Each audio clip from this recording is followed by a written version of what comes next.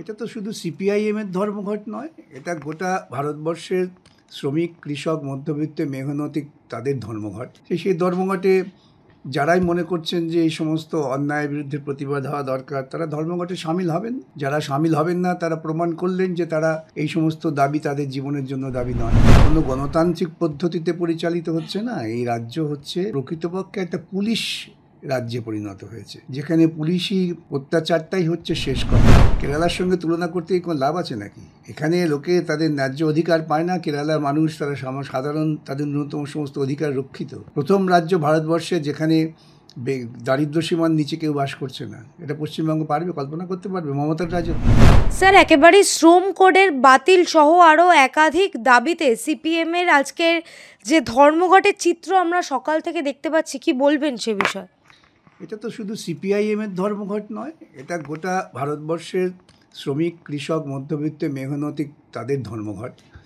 সেই ধর্মঘটে যারাই মনে করছেন যে এই সমস্ত অন্যায়ের বিরুদ্ধে প্রতিবাদ হওয়া দরকার, তারা ধর্মঘটে সামিল হবেন। যারা সামিল হবেন না, তারা প্রমাণ করলেন যে তারা এই সমস্ত দাবি তাদের জীবনের জন্য দাবি নয়। কিন্তু একেবারে পুলিশের যে তৎপরতা আমরা সকাল থেকেই দেখতে পাচ্ছি, সেই বিষয়ে সেটা কি আইন মেনে করছেন তারা? না, পুলিশ তো তৎপর হবেই। তার কারণ এই রাজ্যের যে সরকার, সেই সরকার তো তারা চান না যে শ্রমিক কৃষকদের কোনো দাবি কার্যকর করা হোক, দিয়ে দেয়া হোক, বেতন বৃদ্ধি করা হোক, কৃষকদের ন্যায্য মূল্য দেয়া হোক। এটা এই সরকার চান না। সুতরাং এই সরকার তার যে পুলিশ বাহিনীকে তো খেপিয়ে দেবেন। এই সরকারের পুলিশ বাহিনীকে ব্যবহার করা হয় যারা দুর্নীতি করে, যারা জোচ্চুরি করবে, যারা খুন খারাপি করবে, ধর্ষণ করবে, তাদের রক্ষার জন্য। সুতরাং এই রাজ্যের পুলিশ তারা নির্দিষ্টভাবেই যারা নিজস্ব ন্যায্য দাবি নিয়ে লড়াই করবেন তাদের বিরুদ্ধে অত্যাচার নামিয়ে আনবেন, আর যারা খুন খারাপি, বদমাইশি, রাহাজানি, ধর্ষণ, জোচ্চুরি করবে তাদের প্রোটেকশন দেবে। কিন্তু স্যার, আজকের যেই ধর্মঘট, এই ধর্মঘটটাই তো সাধারণ নাগরিকদের ধর্মঘট বলা যেতে পারে। সাধারণ শান্তিপূর্ণ মিছিল করা তো নাগরিকদের সাংবিধানিক অধিকার। সেই জায়গায় পুলিশেরা তো তৎপরতা, লাঠি চার্জ। সেই জন্যই তো এই রাজ্যটা তো কোনো গণতান্ত্রিক পদ্ধতিতে পরিচালিত হচ্ছে না। এই রাজ্য হচ্ছে প্রকৃতপক্ষে একটা পুলিশ রাজ্যে পরিণত হয়েছে, যেখানে পুলিশি অত্যাচারটাই হচ্ছে শেষ কথা। গণতান্ত্রিক অধিকারটা কোনো রকম মূল্য নেই এই রাজ্যের শাসকদের কাছে। তারই প্রতিফলন দেখা যাচ্ছে। কিন্তু স্যার, এটা তো একেবারে কেন্দ্রের বিরুদ্ধে।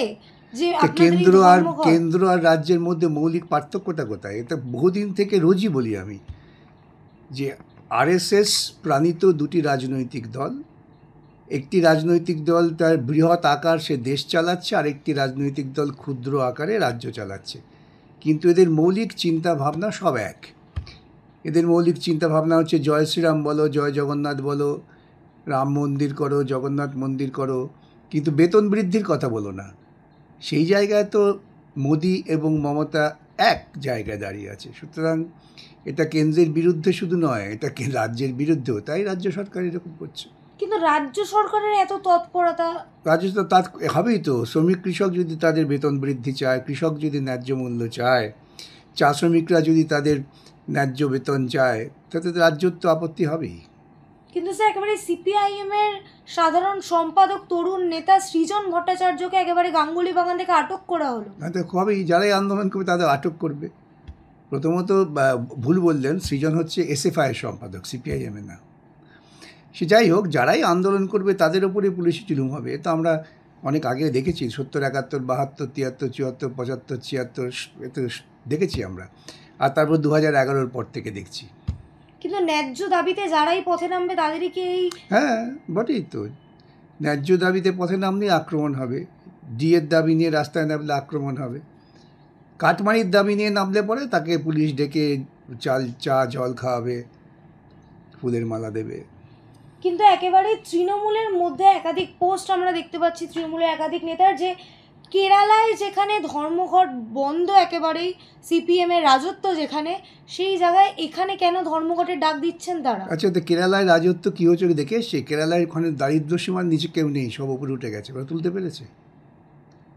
আর কেরালায় ধর্মঘট হচ্ছে না, কোথায় দেখেছে? কুণাল ঘোষ একেবারে একটি অর্ডার কপি পোস্ট করে অর্ডার কপি পোস্ট করে তাতে কী হয়েছে? কেরালার সঙ্গে তুলনা করতে কি কোনো লাভ আছে নাকি? এখানে লোকে তাদের ন্যায্য অধিকার পায় না, কেরালার মানুষ তারা সাধারণ তাদের ন্যূনতম সমস্ত অধিকার রক্ষিত।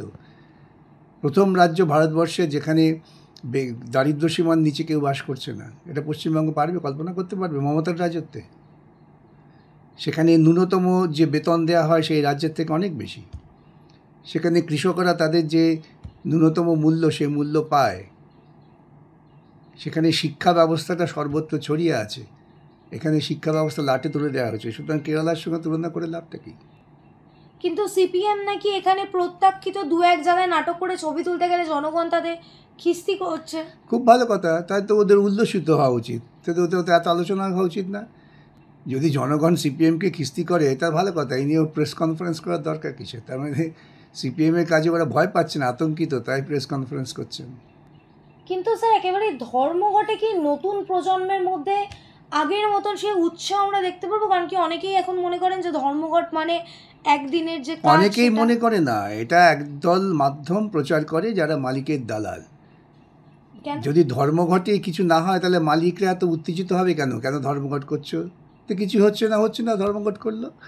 আসলে একদিনের ধর্মঘটে মালিকের পুঁজি, উদ্বৃত্ত পুঁজির যে উপর যে আঘাত আসে সেইটা মালিকদের বড় বুকে লাগে, এবং মালিকরা সেই জন্যই তাদের টাকায় পোষিত বিভিন্ন মাধ্যম দিয়ে, বিভিন্ন রাজনৈতিক দলকে দিয়ে বলায় যে ধর্মঘট করো না। এ রাজ্যের মুখ্যমন্ত্রী তো মালিকদের পাহারাদার, দালাল আমি বলি, যে ধর্মঘটের বিরুদ্ধে। এটা মালিকরাও চান, উনিও চান। মালিকরাও চান না মিনিমাম ওয়েজ দেবো না, মুখ্যমন্ত্রীও চান না। মালিকরাও চান না শ্রমিকদের বোনাস দেবো না, মুখ্যমন্ত্রীও চান না, দিয়ে দেবো না, একই ব্যাপার। কিন্তু সব জায়গায় তখন আলোচনার বিষয় কেরালা। তার কারণ হচ্ছে কেরালা ভারতবর্ষের একমাত্র ব্যতিক্রমী রাজ্য যেখানে সাধারণ মানুষের ন্যূনতম যে মৌলিক অধিকার সেগুলো রক্ষিত হয়। কিন্তু সেখানে যখন ধর্মঘটে বাধা, সেই জায়গায় এখানে আপনারা কি করে করতে পারছেন? বিভিন্ন জায়গা থেকে প্রশ্ন উঠছে। সেখানে ধর্মঘটে বাধা কী চিত্র? সেখানে পুলিশ ধরে পেটাচ্ছে ধর্মঘটীদের, এমন চিত্র আছে নাকি? সরকার তো আর নোটিশ জারি করে ধর্মঘট সমর্থন করতে পারে না। সরকারকে আনুষ্ঠানিকভাবে ধর্মঘট বিরোধিতার কথা বলতেই হবে যে কাজকর্ম চলবে, কিন্তু যখন কার্যকর করা হচ্ছে, দেখলেন এই রাজ্যে দেখেছি পুলিশরা যেভাবে পেটাপিটি করছে, কই কেরালায় পেটাপিটি হচ্ছে নাকি? তাহলে কিন্তু স্যার একেবারে আমরা যেমনটা জানি সামনেই একেবারে 21শে জুলাই, সেই দিনও কি পুলিশেরই একই তৎপরতা আমরা না, দেখতে পাবো? 21শে জুলাই পুলিশ ওদের ডেকে ডেকে ডিম ভাত খাওয়াবে, পুলিশ কিছুই করবে না। কিন্তু বিরোধী দল হলেই যে তাই তো, লাঠিচার্জ। আরে মমতা নাগপুরের নির্দেশে কাজ করে, সুতরাং সেখানে করতেই হবে তো। কিন্তু স্যার মমতা যদি নাগপুরের নির্দেশে কাজ করে, আমরা জানি এই রাজ্যে একাধিক ঘটনা ইতিমধ্যেই ঘটে গেছে, ডিএ থেকে শুরু করে বলুন, তামান্না, অন্যদিকে এই ল কলেজ, সেই জায়গাও কিন্তু বিজেপি কিন্তু এখনও চুপ। বিজেপি কিন্তু একাধিক ইস্যু আছে তাদের হাতে, তাও কিন্তু তারা সবর হননি। সরব হননি, সে হবে কী করে? নাগপুর পরিচালনায় তো বিজেপিকে নাগপুরের পরিষ্কার নির্দেশ হচ্ছে এমন কোনো কাজ করো না যাতে মমতা বিব্রত হয়, সেইভাবে কাজ হচ্ছে। স্যার একেবারে অন্য প্রসঙ্গে আসবো। প্রাথমিকের যে মামলা, সেই মামলায় দুর্নীতি নিয়ে যে আলোচনা হওয়ার কথা, তার থেকেও বেশি আলোচনা হচ্ছে যে অভিজিৎ গাঙ্গুলি কিভাবে এই প্যানেল সম্পূর্ণ বাতিল করলেন। এটা কি কাম্য? সেটা তো রাজ্য সরকারের বা তৃণমূলের পক্ষের যে সমস্ত আইনজীবীরা আছে তারা বলতে পারবেন, কেন আমি কী করে বলবো? কিন্তু তারা শিক্ষক যারা এই মামলা করেছেন তারা স্পষ্টত বলছেন যে তিনি নাকি সবার কথা না শুনেই এই প্যানেল ক্যান্সেল করে দিয়েছেন। সবার কথা না শুনে তখন তার শোনাতে যাননি কেন? ক্যান্সেল করেছেন দুর্নীতি পেয়েছেন বলে। ওদের কথা শুনলে পরে কি ওরা প্রমাণ করতে পারতেন দুর্নীতি হয়নি? কল্যাণ ব্যানার্জি তো বলছেন আমার কথা শুনুন। আবার কে কি বলছেন তাদের কথা জবাব আমি দিই না, আমার যা জবাবদার কোর্টে দেবো। কিন্তু এসএসসির যে মামলা, আমরা এই পাহাড় প্রমাণ দুর্নীতির পরও রাজ্য সরকার একেবারে যারা চিহ্নিত টেন্টেড তাদের পাশে দাঁড়াচ্ছে। স্বাভাবিক, রাজ্য সরকার তো টেন্টেডদের পাশেই দাঁড়াবে। কেন? রাজ্য সরকারের তো স্বাভাবিক দোষর হচ্ছে যারা দুর্নীতি করে তারা, তো রাজ্য সরকারের সমার্থক হয়ে গেছে দুর্নীতি, নতুন করে বলার থেকে। কিন্তু আমরা এখনো পর্যন্ত যে ওএমআরের হদিশও কিন্তু প্রাইমারিতে পাওয়া যায়নি। সেটা জবাব দিতে পারবে রাজ্য সরকারের মুখ্যমন্ত্রী, শিক্ষামন্ত্রী আর ওদের সব অথরিটি। আমি জবাব দেবো কি? এরার ফ্রি কোনো লিস্টও কিন্তু আমরা এখনো দেখতে পাই। ওদের কাছে জিজ্ঞেস করবেন, আমাকে না। স্যার একেবারেই শেষ প্রশ্ন, এই যে ধর্মঘটে পুলিশের ভূমিকা থেকে শুরু করে নারী নিরাপত্তা এখনও প্রশ্নের মুখে। হাওড়াতেও ঠিক একই চিত্র আমরা দেখতে পেলাম, একজন ছাত্রকে ধর্ষণ করা হচ্ছে। এটাই স্বাভাবিক। তৃণমূল বিজেপি রাজত্ব করবার এইসব কাজ হবে না, হয় নাকি? হতে বাধ্য। দেখছেন না এখন সাধারণ বাঙালিদের বিভিন্ন বিজেপির রাজ্য থেকে বিতরণ করার পরিকল্পনা হচ্ছে, যেটা মমতা ওর হাতে অস্ত্র তুলে দিয়েছে, সেই অস্ত্র করা ব্যবহার করছে।